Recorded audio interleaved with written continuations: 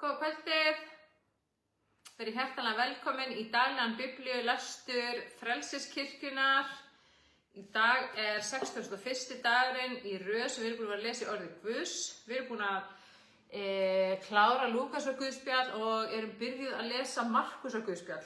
Við lásum annan kaflan í gær og í kvöld ætlum við að lesa 3. kaflan í Markusar guðspjalli. Þannig að endilega grípið biblíun ykkar til að lesa með okkur á þessu yndislega laugardags sumarkvöldi. Og við vorum búin að lesa í Markusar guðspjalli í 1. kaflanum þegar Jóhannes skírari kom og það voru spádómar hann í Gamla testamentinu hvernig hann átti að ryðja brautina fyrir Jesú og undirbúa hans komu með því að, og hann var kallaður hrópandinn í eyðimörkinni, sem hann var að hrópa í eyðimörkinni og láta alla vita hver var að koma og hvers þeir ætti að vænta. Og síðan lásum við það hvernig Jesús kallaði fyrstu lærisveinana sína til fylgis við sig og við erum búin að vera að lesa áfram kraftaverkin og lækningarnar sem að Jesús gerði og hvernig hans vilji er að lækna fólk og reka út illa anda. Og þá lásum við síðan í gær í öðrum kaflanum það hvernig Jesús hefur vald til að fyrirgefa syndir sem að olli mikilli hneykslan hjá fariseuum og fræðimönnum sem að hneykstuðust á því að einungis Guð hefur vald til að fyrirgefa syndir. Og síðan fórum við aðeins í hvíldardaginn og hvernig Jesús var að útskýra fyrir fólk að hvíldardagur væri settur til þess að hjálpa mönnunum og til að blessa mennina en ekki til þess að leggja kvaðir á þá eða gera íþyngjandi fyrir þá. Og í kvöld erum við að fara að lesa 3. kaflan og hann bara mjög stuttur, hann bara rétt rúm 1 blaðsíða. 3. kaflinn í Markusar guðspjalli, endilega flettiði upp á honum og í 2007 þýðingunni hann á blaðsíðu 48. Þannig að endilega flettið upp á blaðsíðu 48. Eins og ég sagt oft áður, ef þið eru með einhverja eldri þýðingu þá kunna að vera einhver smá blæbrigða munur á blaðsíðutalinu en það ætti að vera á mjög svipuðum nótum. Ég ætla að lesa þennan kafla og síðan ætla Einar að segja okkur hvað Guð að segja okkur í þessum 3. kafla og síðan ætlum við að biðja fyrir ykkur. Þannig að endilega klárið alla stundina, ekki missa fyrirbæninni. Við vitum að heilagur andi að gera stórkostlega hluti í gegnum bænina og ekki síst í gegnum orðið og bænina. Og þegar við erum að blanda saman orðinu og bæn að þá trúi ég að sé ennþá meiri kraftur heilags anda að verki og að störfum og Guð vinnur svo sannarlega í gegnum orðið. Það kröftugt, það beitt, það stórkostlegt og lífsbreytandi og ég var þannig að vera að finna fyrir því mjög miklum og ríkum andlegum vexti og þroska síðan við fórum að lesa daglega í orðinu. Og hefst á lesturinn. Þetta 3. kafli Markusar guðspjalls sem ber yfirskriftina á hvíldardegi. Öðru sinni gekk Jesús í samkunduhús. Þar var maður með visna hönd og höfðu þeir nánar gætur á Jesú hvort hann læknaði hann á hvíldardegi. Þeir hugðust kæra hann og Jesús segir við manninn með visnu höndina: Stattu og kom hér fram. Síðan spyr hann þá: Hvort heldur leyfilegt að gera gott eða illt á hvíldardegi, bjarga lífi eða deyða? En þeir þögðu. Og Jesús leit á þá með reiðisvip, hvern á eftir öðrum, sár hryggur yfir harðúð hjarta þeirra og sagði við manninn: Rétti fram hönd þína. Hann rétti fram höndina og hún varð heil. Þá gengu farisæarnir út og tóku þegar með Heródesar sinnum saman ráð sín gegn honum, hvernig þeir gætu náð lífi hans. Sonur Guðs. Jesús fór með lærisveinum sínum út af vatninu og fylgdi mikill fjöldi úr Galileu og úr Júdeu, frá Jerúsalem, Ídúmeu, landinu handan Jórdanar og úr byggðum Týrusar og Sídunar kom til hans fjöldi manna heyrt höfðu hve mikið hann gerði. Og Jesús bauð lærisveinum sínum að hafa til bát fyrir sig svo að mannfjöldin þrengdi eigi að honum. En marga hafði hann læknað og því þustu að honum allir þeir sem einhver megin höfðu til að snerta hann. Og hvenær sem menn sem haldnir voru óhreinum öndum sáu hann, féllu þeir fram fyrir honum og æptu upp: Þú ert sonur Guðs. En Jesús lagði ríkt á við þá að þeir gerðu hann eigi kunnan. Postular valdir. Þetta er 13. versið í 2. kafla í Markúsar guðspjalli og áfram. Síðan fóru Jesús til fjalls og kallaði til sín þá hann sjálfur kaus og þeir komu til hans. Hann skipaði 12 skyldi vera með honum og hann gæti sent út til að predika og gefið þeim vald til að reka út illa anda. Jesús skipaði þá 12, Símon hann gaf nafnið Pétur, Jakob Sebedusson og Jóhannes bróður hans, en þeim gaf hann nafnið Boanerges sem þýðir þrumusynir og Andrés, Filippus og Bartolómeus, Matteus og Tómas, Jakob Alfeusson, Taddeus og Símon vandlætara og Júdas Ískariot, þann sveik hann. Lastmæli. Þegar Jesús kemur heim, safnast þar aftur mannfjöldi svo að þeir gátu ekki einu sinni matast. Hans nánustu fréttu það og fóru út og vildu ná honum, enda sögðu þeir að hann væri frá sér. Og fræðimennirnir komnir voru ofan frá Jerúsalem sögðu, Belzebúl í honum. Með fulltingi höfðingja illra anda rekur hann út illu andana. En Jesús kallaði þá til sín og mælti við þá í líkingum. Hvernig getur Satan rekið Satan út? Verði ríki sjálfu sér sundur þykkt, fær það ríki eigi staðist, og verði heimili sjálfu sér sundur þykkt, fær það heimili eigi staðist. Sé nú Satan risinn gegn sjálfum sér og orðinn sér sundur þykkur, fær hann ekki staðist og þá úti hann. Enginn getur brotist inn í hús hins sterka og rænt eigum hans, nema hann bindi áður hins sterka. Þá getur hann rænt hús hans. Sannarlega segi ég ykkur, allt verður mannanna börnum fyrirgefið, allar syndir þeirra og lastmælin, hve mjög sem þau kunna að lastmæla, en sá sem lastmælir gegn heilugum anda fær eigi fyrirgefningu aldur, hann sekur eilífa synd. En þeir höfðu sagt, óhreinn andi í honum. Móðir og bræður, til 31. versið. Nú koma móðir Jesú og bræður, standa úti og gera honum orð að koma. Mikill fjöldi satt í kringum hann og var honum sagt, móðir þín, bræður og systur hér úti og spyrja eftir þér. Jesús svarar þeim, hver móðir mín og bræður? Og hann leit á þau í kringum hann sátu og segir, hér móðir mín og bræður mínir. Hver sem gerir vilja Guðs, sá bróðir minn, systir og móðir. Amen. Amen. Þetta var 3. kaflinn. Hvað getur sagt okkur það, Einar? Já, það er margt að segja. Já. Sko, fyrsta lagi að Jesús höfðist lækna mann með visna hönd á hvíldardegi. Og við getum séð á þessum kafla hvað í þessu tilfelli farísear og Heródesar sinnar. Heródes var konungur í Galileu og hann var, skal ég segja ykkur, í skjóli Rómverjana, svona leppur. Þetta var svona leppstjórn.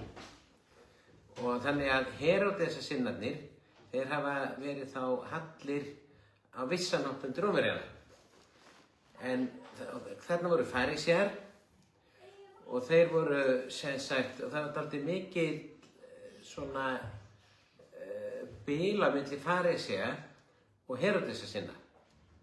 En þeir gátu sameinast það að vilja Jesú feiga. Og þeir gátu sameinast það að vilja Jesú feiga. Og þá þeir komnir svo hart hjarta að þeir voru ekkert næmir fyrir því þótt kraftaverk sér stað, þótt tákn sér stað. Og þannig Jesús segir að hvað við gerum í líf okkar, það ræðst ekki af táknum og sönnunum sem við fáum, heldur hjarta okkar. Og þeir voru með svo hart hjarta að Jesús segir við þá, heimilt að gera gott eða illt á hvíldardegi.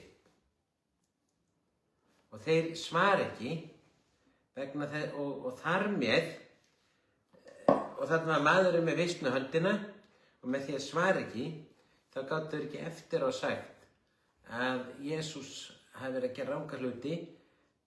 Hann spurði þá og þeir ákveða að hafa ekki skoðun á því. Og svo rétti læknast maðurinn með þessa vissnu hönd og í staðinn fyrir að segja vá, þannig að gerðist kraftaverk, þetta var lækning, þetta var yndislegt. Þá hugsaðir það hvernig þeir geta fundið leiðir til að ná lífi í Jesú. Svona djúpt voru þeir sóknir og hjarta okkar getur verið hart á þann hátt ef við hegðum okkur undarlega.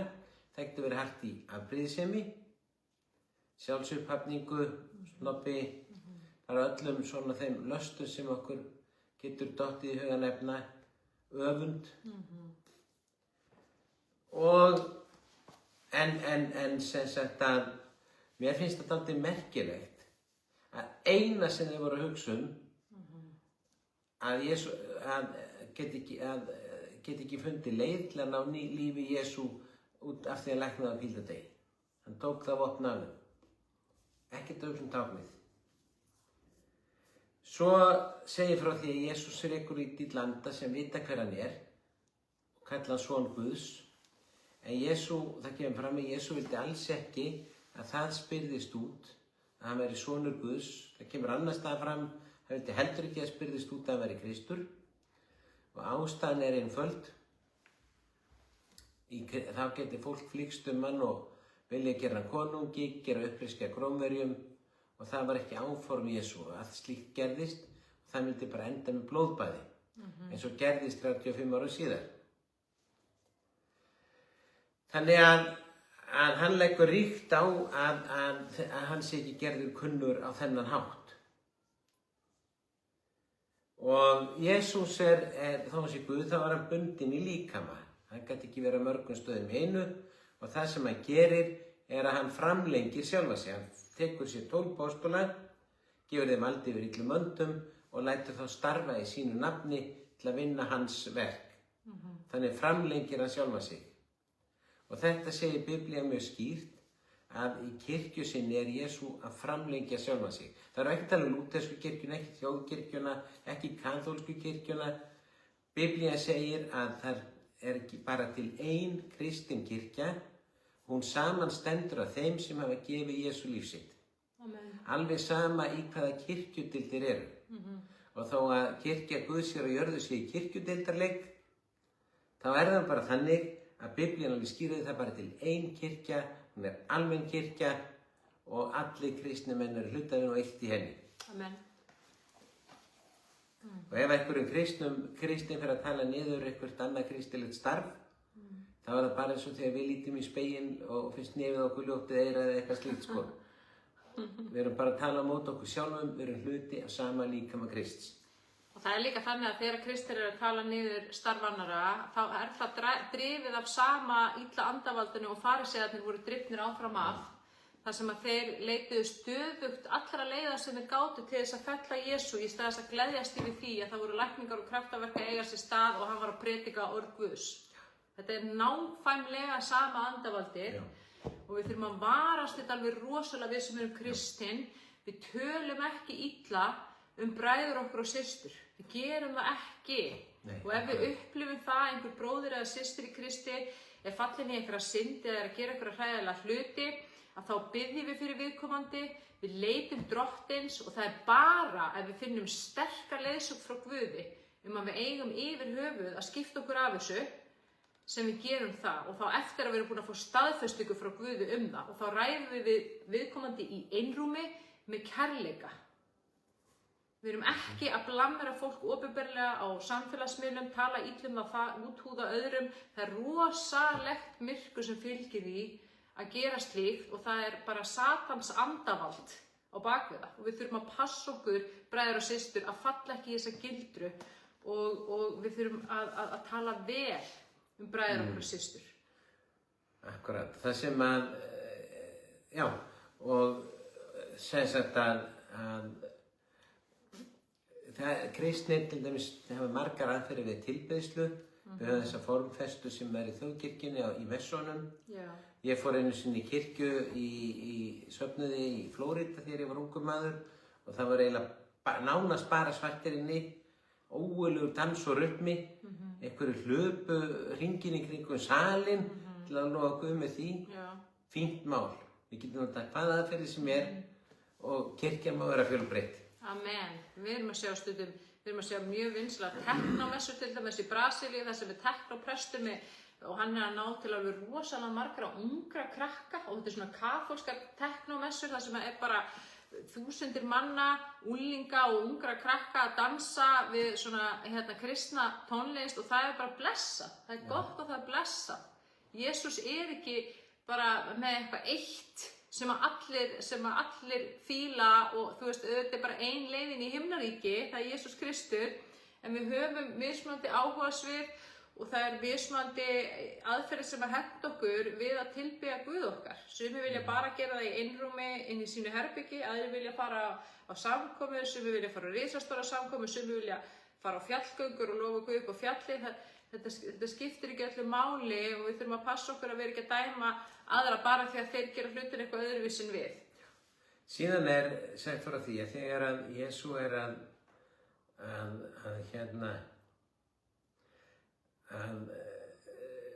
dregur til landa, þá vilja þeir sem trúa því ekki að sendra Guði útskýra þetta á annan hátt. Og þá segja þeir, heyrðu það bara með fulltingi fóringi illa handan að rekur hann illa handan út. Og Jesús spyr hvort að Satan sé þá þarf að ráðast að sjálfa sig. En síðan kemur hann með þessa líkingu, hann segir, enginn getur brotist inn í húsin sterk og rænt eigumanns nema hann bindi áður hinn sterka. Og þetta er alveg gríðarlega mikið atriði. Það er alveg sama hvaða fjötrar það eru sem við erum í. Það er alveg sama hvað óvinnurinn hefur mikið vald yfir okkur, hvað við erum búin að fjötra okkur sjálf, hvað við erum búin að koma okkur í mikið klúður. Jesús bindur það vald sem er yfir okkur núna til að taka völdin í okkar lífi. Þannig að þegar við segjum Jesús vertu drottinn í okkar lífi, það er ekki bara við sem að gefa honum. Við erum að opna leiðina fyrir hann að binda hinn sterka í okkar lífi. Það sem heldur okkur í fjötrum og bindur okkur. Til að gera okkur frjáls. Og svo lesum við áfram að þeir sögðu það er illur andi í Jesú, þess vegna er hann að vinna þessi verk. Jesú var að vinna þau í krafti heilags anda. Og þá segir Jesú að það er að fyrirgefa alla syndir en ekki synd gegn heilagum anda. Og hvers vegna ekki? Það er út af því að það er heilagur andi Guðs sem kallar okkur til að koma til Krists. Og ef við hlýðum ekki kalli andans, þá komum við ekki til Krists. Og þá komum við ekki þangað sem syndir okkar eru fyrirgefnar. En ef við komum til Jesú, þá eru allar syndir fyrirgefnar. En ef við leyfum heilugum andi ekki að leiða okkur þangað, þá förum við ekki á þann stað sem syndin er fyrirgefin. Svo er til kenningar það að hægt sé að herða hjarta sitt svo mikið gagnvart heilugum andi við heyrum gjörðans framar. En það er eitthvað sem ég ætla ekki að fara út í núna og sumir halda að geti gerst. Þannig að þetta versað á 29. versi þýðir ekki að ef að þú talar illum heilagan anda þá hafir gerst sekur með eilífa syndu og kemst aldrei inn í himnaríki. Það er ekki það sem hann er að meina. Það er að meina, það sem einar að segja, að þú hafnar heilugum anda. Þá getur ekki tekið við þessari gjöf sem Jesús Kristur er og endurfæðst og fengið nýjan anda fæddan af Guði. Þá getur ekki orðið sonur eða dóttur Guðs og öðlast inngöngu með henni inn í himnaríki. Þannig að það er hinn eilífa synd og þá erum við ekki að taka við hjálpræðinu.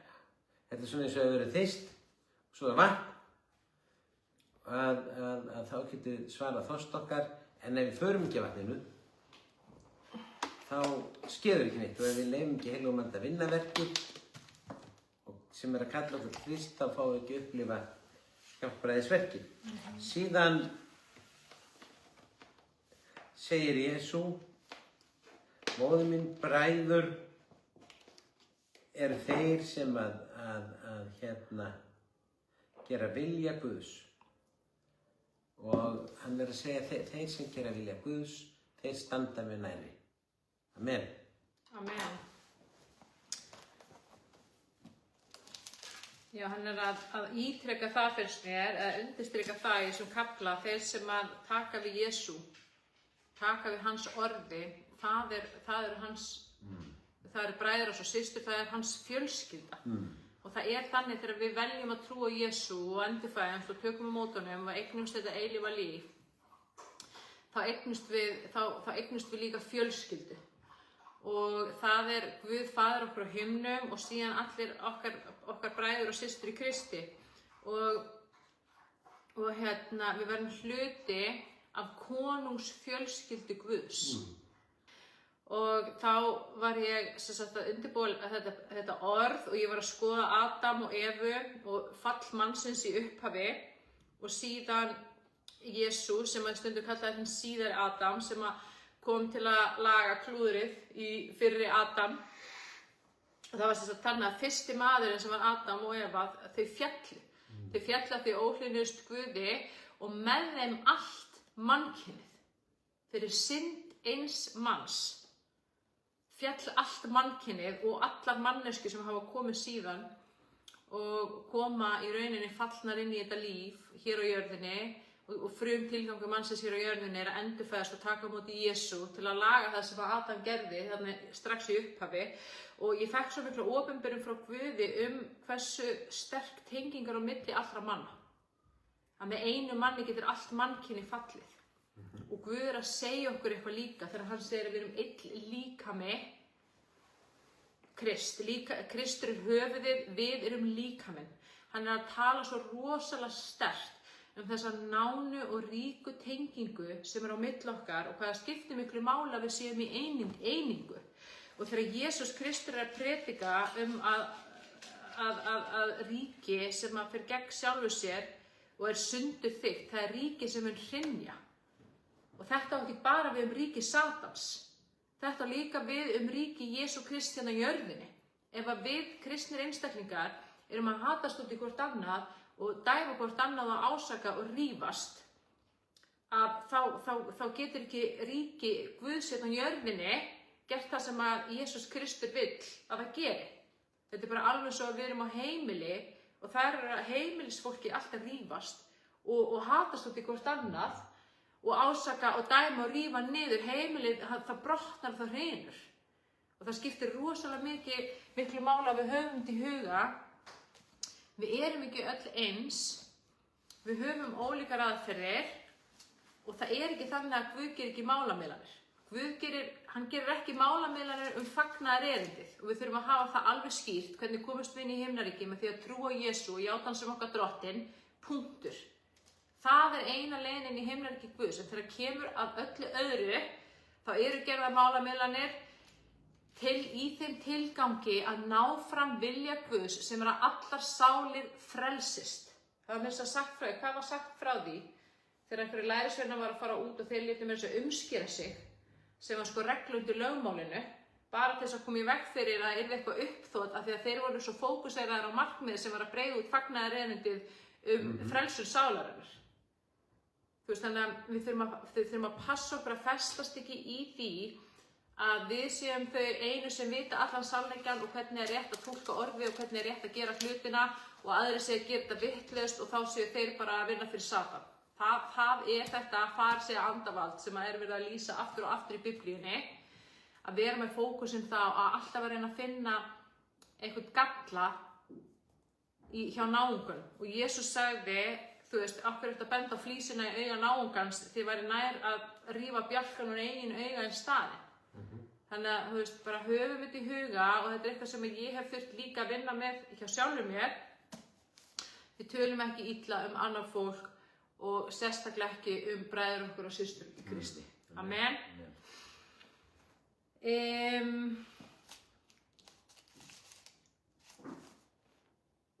Já.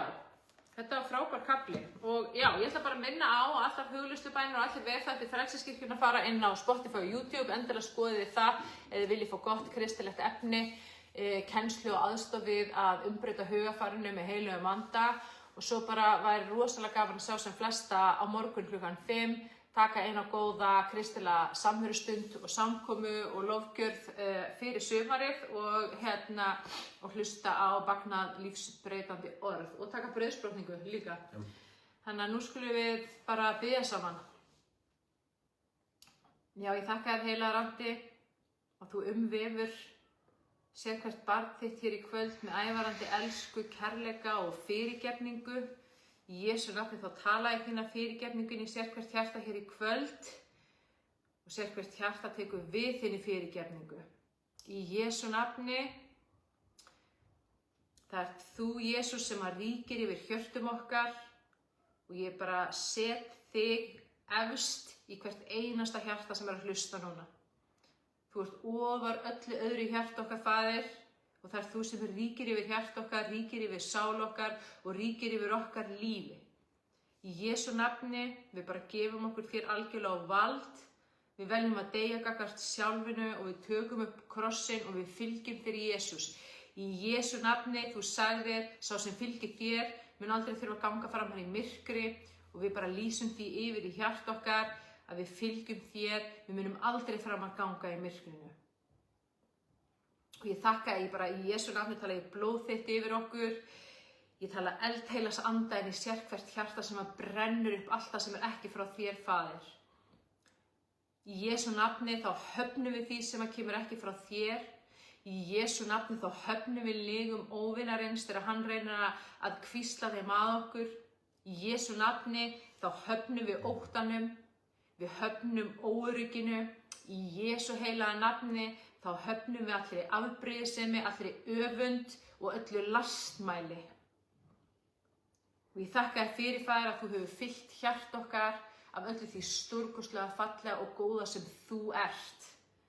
Ég þakka þér fyrir að þú hefur gefið okkur þinn frið, ég þakka þér fyrir að þú hefur gefið okkur þinn kærleika, ég þakka þér fyrir að þú hefur gefið okkur þína ævarandi skilyrðislausu elsku. Í Jesú nafni við veljum að taka við henni í trú. Í Jesú nafni við veljum að elska okkur sjálf og alla aðra líka skilyrðislaust.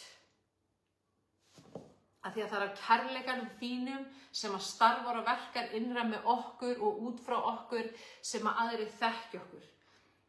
Og bara megum við sem þínir lærisveinar, Faðir, vera þér og þínu nafni til sóma og prýði. Í Jesú nafni mega aðrir sem hafa ekki ennþá fundið Jesú horfa á okkur og okkar líf og sjá eitthvað eftirsóknarvert, sjá eitthvað sem er aðlaðandi, sjá eitthvað sem að sjá það á okkur að við höfum eitthvað sem að heimurinn hefur ekki, að við höfum eitthvað sem að þau þarfnast sárlega, Drottinn. Í Jesú nafni megi þitt ljós skín í gegnum okkur, megi þinn friður, þitt heilbrigði, þinn kærleikur, þitt öryggi, þín trú, þín viska og þín speki skína sem þitt ljós í gegnum okkur, frá okkur og til annara. Og ég bið þig, Drottinn, og ég þakka þér fyrir að þú gefur okkur hjarta sem að ekki bara elskar, heldur hjarta sem er tilbúið að blessa aðra. Ég þakka þér fyrir að þú gefur okkur blessandi hjarta.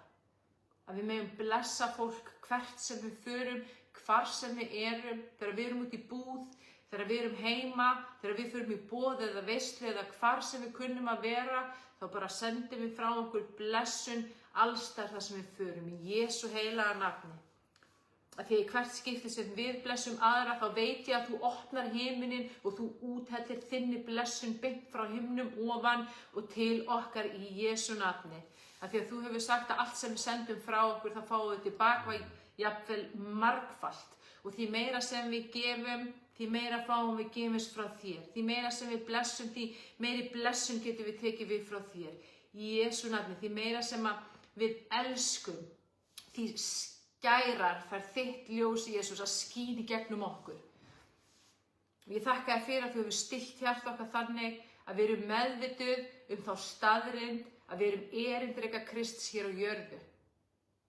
Og í því felst að við tökum þetta hlutverk alvarlega og við vöndum okkur.